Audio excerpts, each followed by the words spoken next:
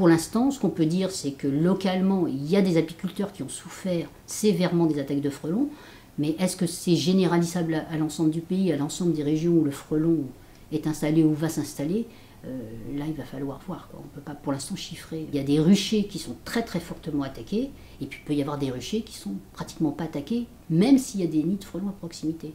Donc il y a encore beaucoup de choses à essayer de comprendre, en particulier sur les déplacements des ouvrières d'un nid. Est-ce qu'elles vont toutes s'attaquer systématiquement à la même ruche? Est-ce qu'au contraire elles se dispersent? Est-ce qu'il y a plusieurs nids qui peuvent s'attaquer à un même rucher? Enfin, il y a énormément de choses pour lesquelles on n'a encore absolument aucune réponse.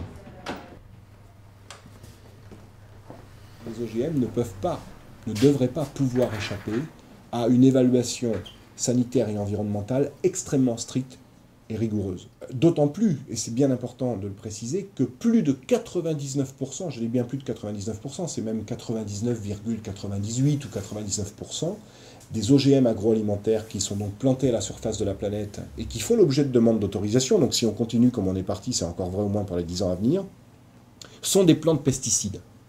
Alors c'est quoi des plantes pesticides? C'est des plantes qui accumulent un pesticide dans leurs cellules. Quand on parle de plante pesticides, c'est une plante qui peut accumuler des pesticides dans ses cellules. Et pourquoi accumule-t-elle des pesticides? Bien soit parce qu'elle a été génétiquement modifiée pour produire en permanence un insecticide qui va lui permettre de lutter contre un insecte ravageur, c'est les fameuses plantes BT, que l'on appelle BT parce que le gène que l'on a introduit dans ces plantes provient d'une bactérie du sol dont les initiales sont BT, Bacillus thuringiensis. Et en fonction du gène de la bactérie BT que l'on a mis dans ce maïs, eh bien ce maïs qui va prendre le gène de bactérie à son propre compte, le décoder, donc fabriquer lui-même là où les protéines bactériennes codées par ce gène, eh bien va lutter contre tel ou tel insecte, en fonction donc, du gène que l'on a mis dedans, donc de la protéine insecticide fabriquée. Ce maïs va donc fabriquer en permanence l'insecticide, qui est donc un pesticide, et va l'accumuler dans ses cellules.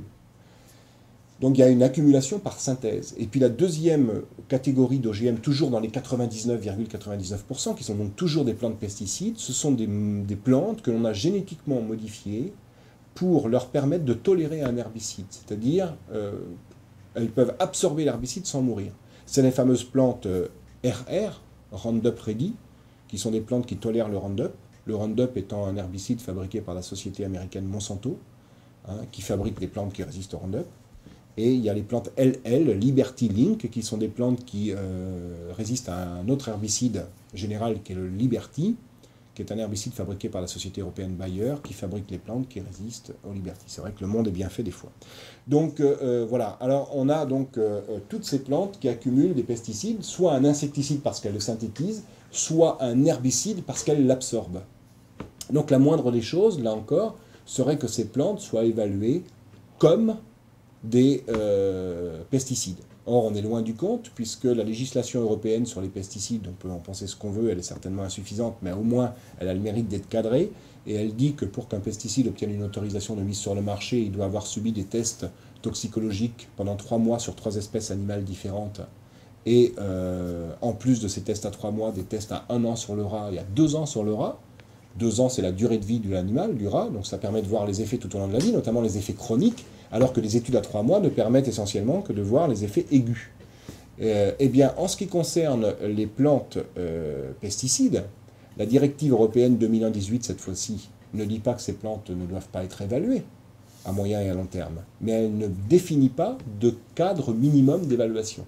C'est à l'appréciation des comités d'évaluation dans les différents États membres européens, par exemple, qui chacun est doté d'un comité d'évaluation sur les OGM, Eh bien, il se trouve que jusqu'à présent, les tests d'évaluation sanitaire de ces OGM pesticides n'ont jamais dépassé 3 mois sur une seule espèce animale. Le mensonge, qui consiste à dire que les plantes transgéniques permettraient de diminuer les quantités utilisées d'herbicides, est tellement gros que l'on a peine à croire qu'il puisse être encore proféré. Prenons l'exemple du soja OGM de Monsanto, résistant au Roundup du même Monsanto, à savoir au glyphosate. De 1996 à 2004, l'utilisation du glyphosate par hectare de soja a augmenté de 56 fois. 56 fois. Pourquoi donc? Tout simplement parce que les plantes adventices, dénommées mauvaises herbes, s'adaptent pour résister aux herbicides, en toute simplicité. On a filmé l'été passé des champs entiers de soja OGM qui sont envahis par des amarantes. Donc vous avez 2 couleurs dans le champ. Pour ceux qui connaissent les amarantes, vous avez le vert du soja et le vert un petit peu brun de l'amarante. Parce que l'amarante, elle a quand même pris un petit choc avec le Roundup. Mais elle est toujours vivante.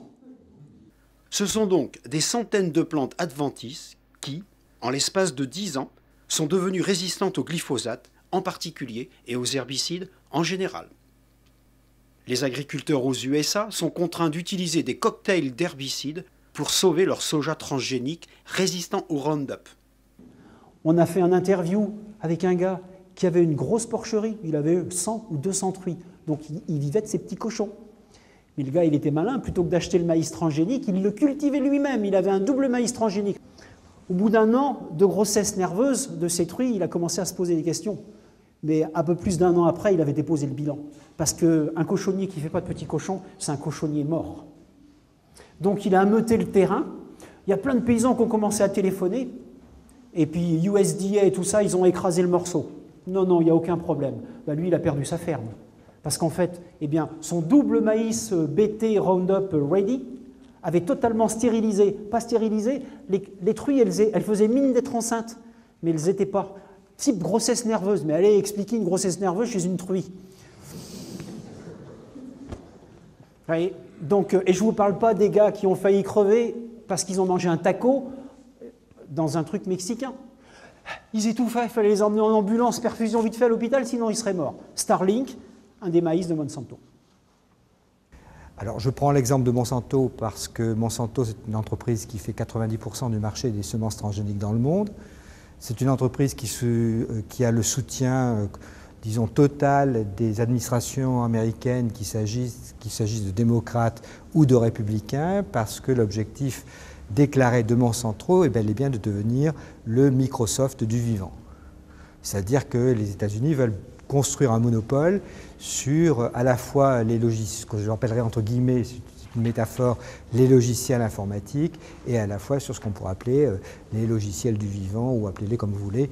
Ce n'est pas une très très bonne métaphore, mais on voit très bien, si vous voulez, que ces 2 secteurs de l'immatériel que les États-Unis sont en train de vouloir conquérir par différents moyens. Et ils ont 2 entreprises qui sont vecteurs de cette volonté de domination, c'est Microsoft d'un côté et donc Monsanto de l'autre. Alors, je prends l'exemple de Monsanto parce que 90% du marché des semences transgéniques, mais ça ne veut pas dire pour autant que les Syngenta, Pioneer, Bayer et Dow Chemical et autres entreprises des biotechnologies, parce que c'est ça, elles sont 5 ou 6, hein, ce sont tous des fabricants d'agrotoxiques.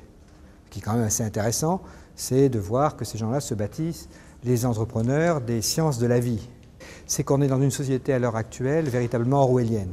C'est-à-dire qu'il faut complètement inverser le sens des mots ou le renverser complètement les propositions qu'on vous met, que la propagande vous met en avant, si vous voulez, disons, réussir à comprendre véritablement ce qui se joue. Et ils sont très très forts de ce point de vue-là pour arriver à donc manipuler le vocabulaire et faire en sorte que nous forcer à utiliser des termes qui nous obligent à penser comme eux. Un très bel exemple, c'est le terme organisme génétiquement modifié.